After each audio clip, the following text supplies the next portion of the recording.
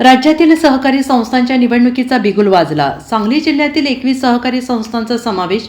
राज्यातील ज्या सहकारी संस्थांच्या निवडणुकांना उच्च आणि सर्वोच्च न्यायालयाच्या आदेशाने स्थगिती दिलेली आहे, अशा सहकारी संस्था वगळून अन्य सहकारी संस्थांच्या निवडणूक प्रक्रिया ज्या टप्प्यावर पुढे ढकलण्यात आलेल्या होत्या, त्या टप्प्यापासून तात्काळ सेवा सुरू कराव्यात असे आदेश राज्य सहकारी निवडणूक प्राधिकरणाचे आयुक्त अनिल कवडे यांनी दिले आहेत। त्यामुळे राज्यातील सुमारे 11,041 सहकारी संस्थांच्या निवडणुकीचा मार्ग मोकळा झालेला आहे।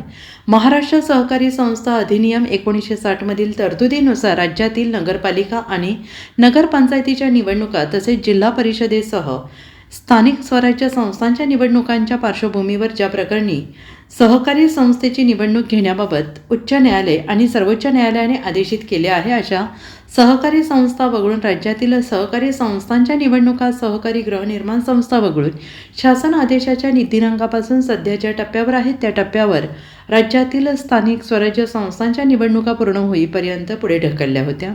त्या सुरू करण्याचे आदेश मंगळवारी दिनांक 24 प्राधिकरणाचे सचिव अशोक गाडे यांनी जारी केले आहेत।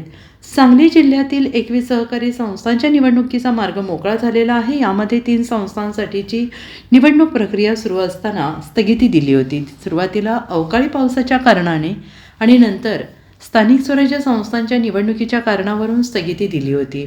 अशा 21 सहकारी संस्थांच्या निवडणुकीचा मार्ग आता मोकळा झाला होता आणि ज्या टप्प्यात निवडणुका स्थगित करण्यात आल्या होत्या, तेथून पुढील प्रक्रिया सुरू करण्यात येणार आहे।